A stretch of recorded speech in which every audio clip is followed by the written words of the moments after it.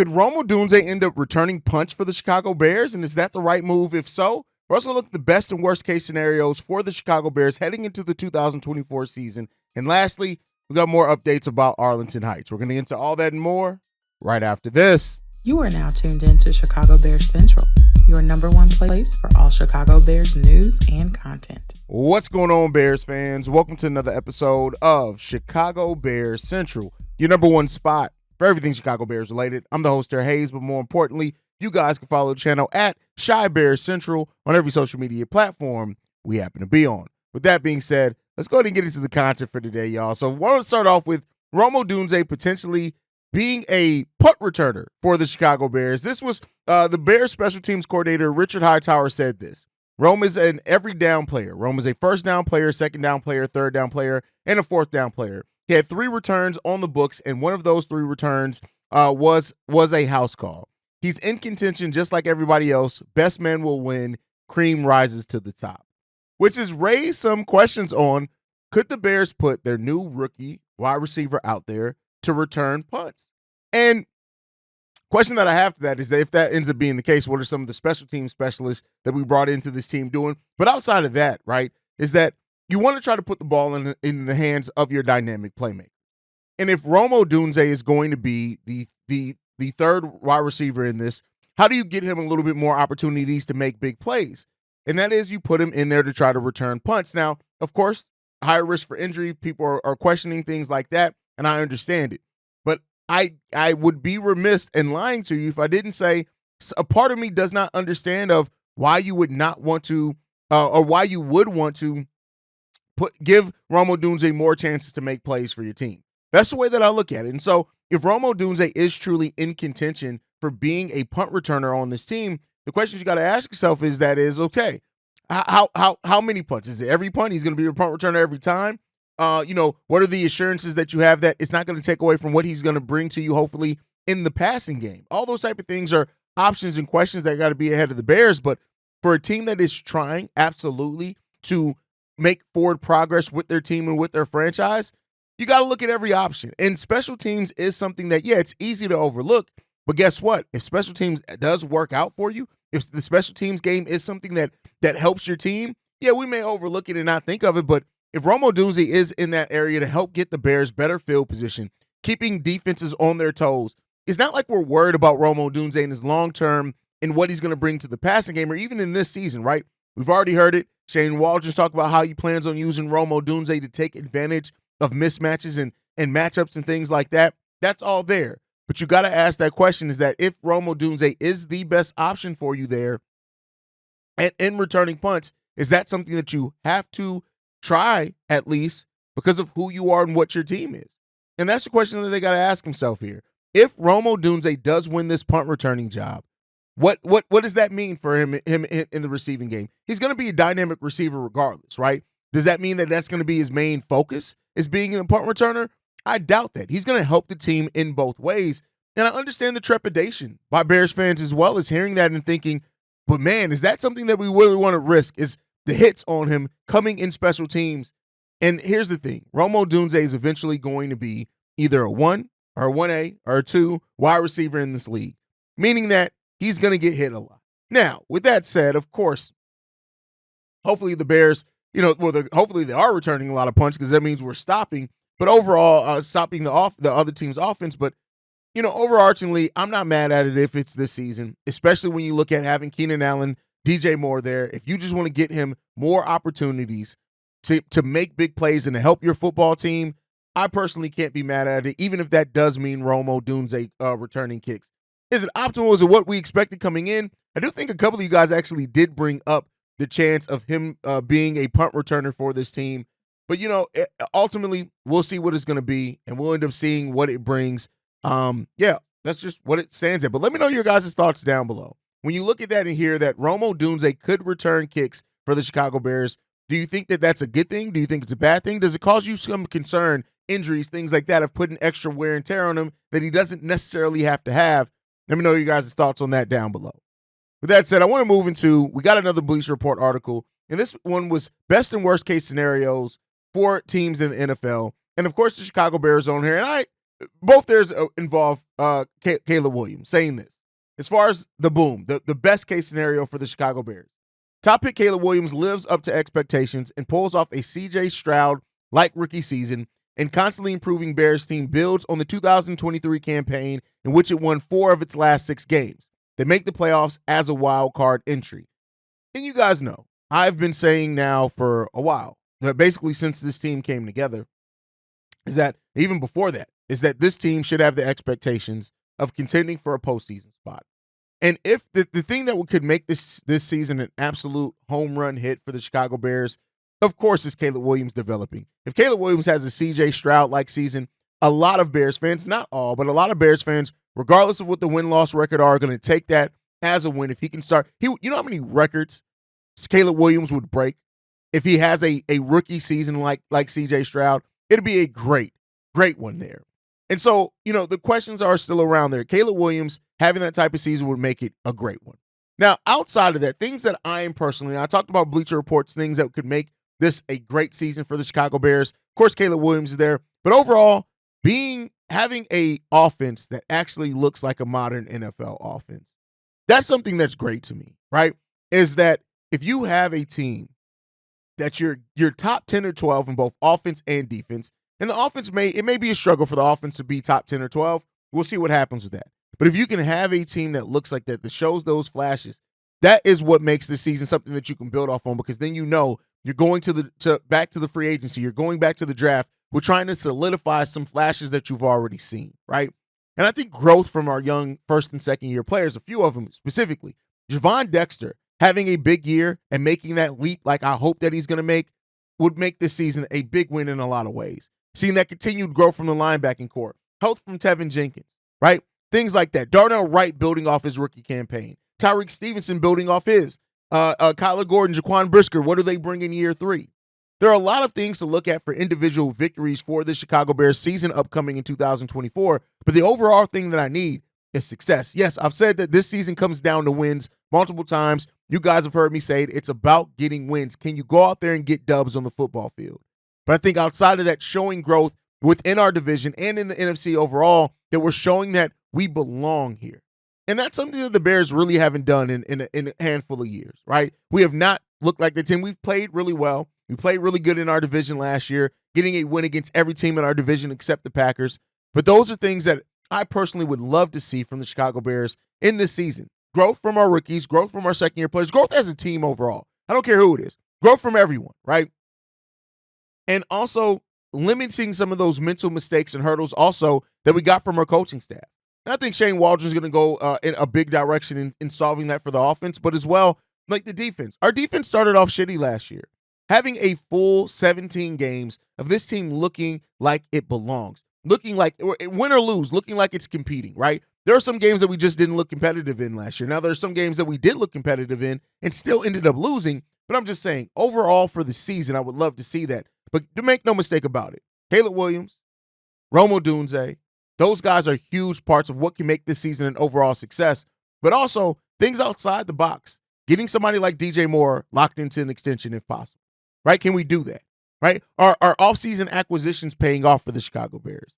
There are a lot, like I said, a lot of individual things that you can look at and say are wins in some ways, but overall, this team having success, if you want true success, outside of just beating the Packers, listen, beat the Packers, but outside of just that, just competing and looking like this team that is, instead of looking like this team where there's a bunch of question marks, can we come out of this team looking like we're a team with the arrow sign pointing up, that we're going in the right direction? That's what I would hope. Now, as far as what they had that would make this a bust season, says this: Williams doesn't acclimate as well as expected, and it's a lot more Bryce Young-like in 2024 from him and Chicago squad that will almost certainly have a huge challenge with Detroit, Green Bay in the NFC North. That is definitely, like, you don't want a Caleb Williams. Like, I've said this before, temper your expectations. It's okay if Caleb Williams has a normal rookie season, but you don't want to have a Bryce Young-like season, right? You want to see something from Caleb Williams where he's showing that he's growing, that he's adapting, that he is showing those flashes of being the QB of the future and the present now for the Chicago Bears. But I think ultimately as well, to kind of get more in the weeds about the things that can make this season a bust season for the Chicago Bears, not Bulls. There's a lot of reasons for the Bulls, but for the Bears, the offensive line. This I'm really, really concerned. I came in overall confident about the offensive line because we added players that can play multiple positions. We went out, Darnell Wright had a really big season. Tevin Jenkins, I hope, can stay healthy. But then you start hearing things like the questions about Tevin Jenkins' health. Nate Davis not necessarily looking good, right? Those type of things. But I hope overall we don't have to worry about it. But this offensive line could hold this offense back. And that's the variance that you have to ask yourself in a situation like this. What is the variance that the offensive line holds the Chicago Bears offense back, regardless of how well the individual pieces on that offense, the weapons on that offense looks? And that would just be a terrible season and a terrible way to walk out of it, to say, hey, we had some talent. We couldn't get enough. We couldn't get enough time to make some plays. Damn, we couldn't even use our running backs because we got busted up in the run game, right? You don't want that to happen. And much like on the opposite side of the ball, on the defense's trenches, the last thing that I would want to happen in this season for the Chicago Bears is the way that this defensive line was starting to get pressure after the addition of Montez Sweat, that to be a mirage. And we just don't look that way or nearly that good in this upcoming season. I would hate for that to be the case for the Chicago Bears, as well as injuries, right? I always I hesitate to always bring up injuries because honestly, I'm superstitious. I don't want to, bring any bad juju the way of my team. But I think a season where we see some good things, but we're more so held back by injuries would be a bad season. Like, that could absolutely make the season a bust. A couple of injuries in the wrong places at this point in time could really make the Bears season a doozy. And I hope that that's not the case either. I hope we have a relatively healthy season. Everybody's going to miss a couple of games here and there, but hope we have a relatively healthy season and we just can really look at what this team is meant to develop into, right? And then also regression for many players. God forbid Tyreek Stevenson take a step back. God forbid, TJ Edwards takes a step back. God forbid Montez Sweat takes a step back, even though, listen, shout out to Montez Sweat for getting into it with the Packers fan on Twitter and stepping up. I love that. But, you just want to see that continued growth. And anything that limits that growth definitely could be one of the reasons that makes this season a bad season for the Chicago Bears. So best and worst case scenarios, high level, we can get into the weeds a little bit more. Maybe when me and C-Dub and Bobby are all on, but that's kind of my thought process there. Now, before we go today, I also want to talk about an update to the Arlington Heights situation because we did get it. Unfortunately, it looks like there is some questions now about what could be in the future for that, for the Arlington Heights. According to the Daily Herald, the Bears have submitted a written response to a proposed tax settlement with Arlington Heights regarding the Arlington International Racecourse property the team owns. No answer as of yet. Now, whether accepting or negotiating going further is one of the big questions here. And so it seems like the Bears are now still trying to get it done. The Arlington Heights mayor told this. There's still issues to be resolved, but I think we're in a much better place than we were, say 3 or 4, 6 months ago. So it seems like the situations are improving in Arlington Heights. Keep in mind, the Bears just came off having a press conference with the city of Chicago where it seemed like they were arm in arm, ready to get this thing done. And, shout out to the people who said, hey, this may be a smokescreen to still get the Arlington Heights situation done. It'll be way more profitable for the Chicago Bears. It'll be way more profitable for the Bears to be able to develop Arlington Heights in the long run. Short term, yeah, they're spending a lot more money. In the long run, it would be more beneficial to the Bears because they're not just building a stadium. They're building restaurants. They're building hotels. They're building all that on land that they would own. And that's the case. That's bringing in a lot of revenue to this team. And so that's the thing that the Arlington Heights thing is always going to be in the back of minds until ground is officially broke. If Kevin Warren can get a deal done in Arlington Heights, that is always going to be the priority. I know that they said the lakefront property is the priority right now, but come on now. We all know what makes the world go round, and that's money. And for the Bears to be able to generate something that not a lot of teams in the NFL have, right? A lot of teams own their own stadium, but as far as an entertainment district that is owned by the team, that's revenue all year round. That's revenue from concerts, things all the time. And so they're leaving a lot of potential money on the table by doing that. So we'll see what comes of it. I like to hear what I've heard from it. Ultimately, I just want to get a stadium deal done. That's what I've said. That's still my mindset on this. When it all comes down to it, just get the deal done. The players, the city of Chicago, Bears fans deserve a new stadium. And so if you get that done, that has to be the first thing there. Can you get it done? And so the Arlington Heights thing is going to be interesting to see how this goes off for the rest of the year with the Arlington Heights project, because if they can get it off, that is something that could bring so much revenue there for the Chicago Bears, and we'll see what it brings. But all right, y'all, before we go, we do got a voicemail we want to get into. This one's all the way back from last week. It's from Darius from Dallas. Let's go ahead and play that now. What's going on, guys? Darius from Dallas here. I just wanted to give my thoughts on the stadium thing. I don't think I've ever called in and gave my opinion on that. And I think I got a different perspective on it than most people. Because it seems like a lot of Bears fans, that live in Chicago, I feel like y'all are just caught up in the fucking nostalgia of having it off of Lakeshore. Just keep it in Chicago just for the sake of, it's always been here and you don't want no change. Let's just be real. That's really what it is. It moving to Arlington Heights is not going to be any trouble for anybody, man. It's just the same. I see the same thing here in Dallas. The Cowboys do not play in downtown Dallas. They play in Arlington, which is 45 minutes outside of downtown Dallas. With traffic, you're even talking about an hour. So we ain't got no L train to take us out to that motherfucker either, like y'all got. Like we got to drive. Texas is big. We got to drive to that, and nobody cares. Cowboys fans don't care. They don't care about driving to Arlington to go watch the Texas Rangers play. It's more space out there. Jerry Jones has created this whole little thing in Frisco where they practice at, where the practice facility is, and it's like a whole new, unique fan experience. And people out here are okay with it. Before the Cowboys built that big stadium, they were in Irving, Texas. It's a little closer, but it's not downtown Dallas. Irving, you're still looking at 30 minutes outside of Dallas. Guys, y'all have to stop tripping over this, all right? If they can create a good fan experience in Arlington Heights, that's really all that matters, man. For you to be able to go out there and take your friends and family and enjoy the football experience.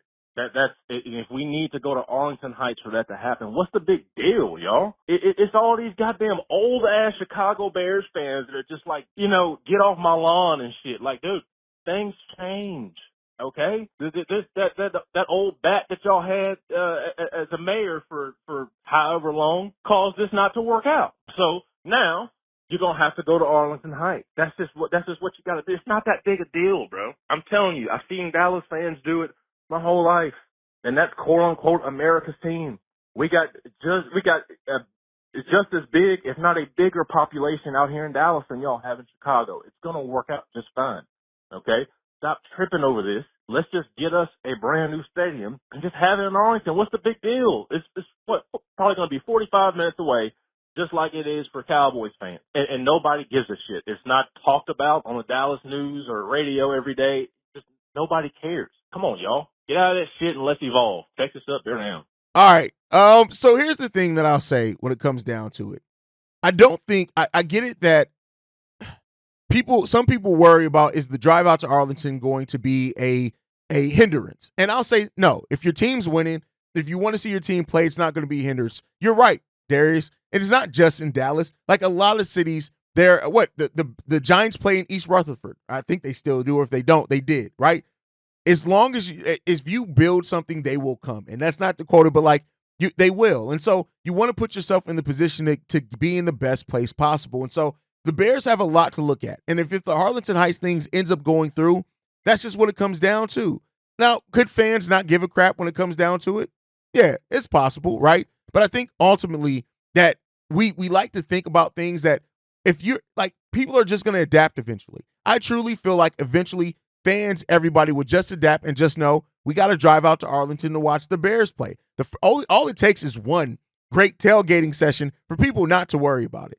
Not to worry about it. And if it can stay on the lakefront, don't get me wrong. There are people that are going to love that aspect too. And there is something historic about the Chicago Bears being on the lakefront. There is something special about that, about being in the city of Chicago, being on the lakefront and going to see a Bears game. I never want to take away from that. That is always going to be there. But things adapt.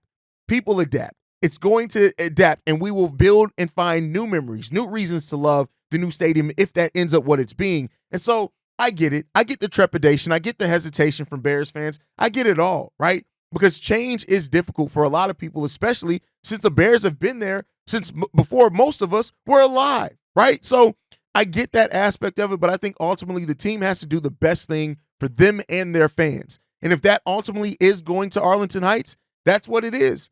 It sucked if the city of Chicago moved out on it. I loved the renders. I loved all of that. But at the end of the day, You got to do what's right by your franchise, and money does play a part in that. And the money that the Bears have the chance to make by going out to Arlington, that's a major one. But we'll see what comes of that. But Darius, thank you for the voicemail. Thank you guys for tuning in. Make sure you guys are following the show at Shy Bear Central. You can send us any feedback, questions, comments, concerns, ChicagoBearsCentral@gmail.com. Lastly, if you want to leave a text message and our voicemail for the mailbag, the number to do so, 773-242-9336. We are the number one spot for everything Chicago Bears related. That's thanks to you guys. And like I like to end every episode on, Chi-Town up, but bear down. Love you guys. Peace, y'all. This has been a presentation of the Break Media.